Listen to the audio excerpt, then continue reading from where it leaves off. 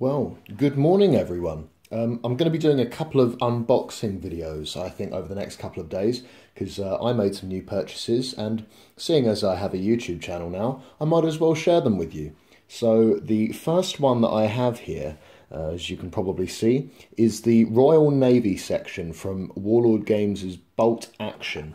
So as you can see, there's the, get it in shot, there's the picture on the back. So this box contains 10 Royal Navy sailors, most of them armed with bolt-action rifles, but there is also a Lewis gun team and a leader with a submachine gun. So let's try and keep this in shot. As you can tell, I'm standing over the camera, which means that the tripod is kind of getting in the way of my hands. So pull these out here. That's everything from the box. As you can see, comes with 10 bases, the Warlord Games signature upon the back, another piece of cardboard there. Let's open this.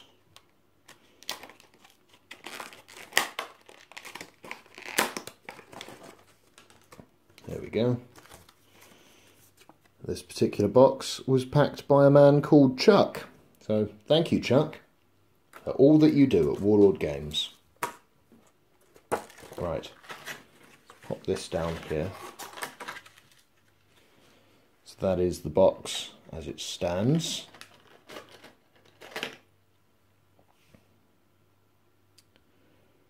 We'll just quickly go through the figures here one at a time. Try and keep them in shot and make sure that you can actually see them. So there is some flash and probably some mould lines that need to be sorted out before I move to painting these. But this is the squad leader with a submachine gun. I don't know if you can tell, but he's wearing quite a trendy British wool sweater underneath his jacket there, which will be a joy to paint. The second chap here looks like he's lighting a Molotov cocktail with his rifle slung over his shoulder. Again, some flash and mould lines that need removing. And this chappie here is wearing the flat top sailor's cap that all of the models in this unit will be wearing.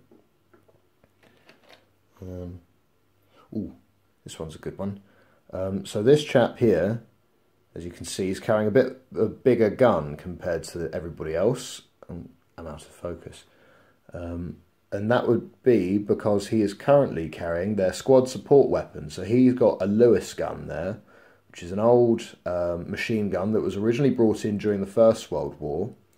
But yes, it continued well on into the Second and the wars in between. It was a very, very popular weapon for British military units.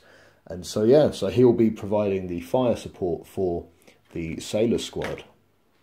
Or section, should I say. Squad is American, isn't it?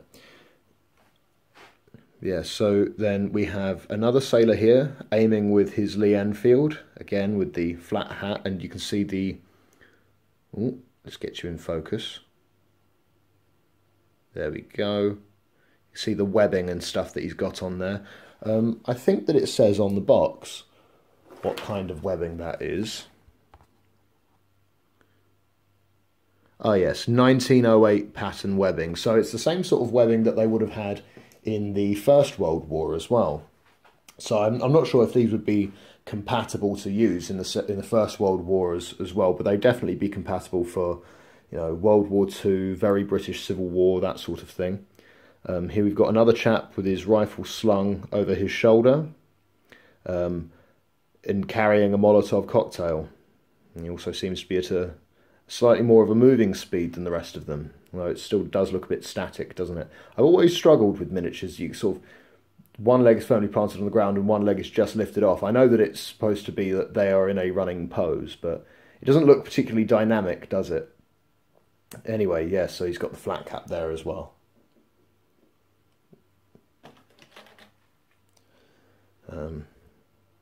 I think this is the final chap with a Molotov cocktail, although I'm not sure. But he's in the process of throwing it. He's got quite a chunky rifle there. Another Lee Enfield. Oh, out of focus again. As you can tell, I'm not quite used to doing this yet, but I'll get the hang of it eventually. But yes, and as you can see, his webbing there, the flat hat. He's in the process of throwing his Molotov cocktail, so that's quite wonderful. Oh dear, they've all fallen over. Now this chappie here looks a bit more dynamic, doesn't he? This is another sailor running forward with his Lee Enfield. Quite like him actually. There's something about that pose. Looks very dynamic. As you can see, the webbing on his back there and the distinct sailor's uniform. Obviously, most navies of the period have very similar looking sailors, but the Royal Navy really had, you know, some fine distinctions in their navy uniform that I really think will be a joy to paint.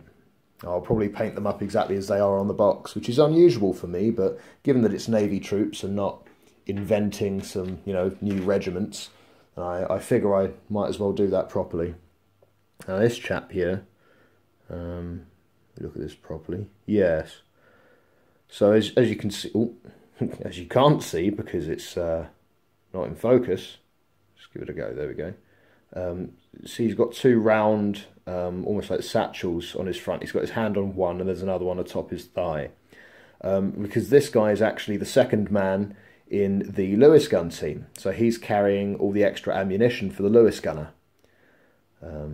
He seems to be shouting something to him, perhaps over the sound of the Lewis gun, which I'm not quite sure how it sounded. But I imagine it was very loud. And he's got two more on his back there, in addition to all the other webbing and satchel pack there. Ooh, falling out of focus again.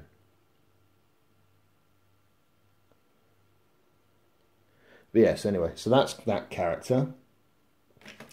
We've got, oh dear, we've got two more to go. We'll breeze through these relatively quickly, because these are just standard sailors with Lee Enfield rifles. So this chap is in sort of almost a traditional World War II miniature action pose. Not quite firing, but not quite advancing either. He looks ready, doesn't he? Yeah, so there we go. Flat sailor's hat, webbing on the back and on the sides. A very distinctive Royal Navy uniform. And then finally, very much the same. There'll be a little bit more flash on this chap, on his base anyway. Another chappie, Royal Navy sailor with Lee Enfield, advancing.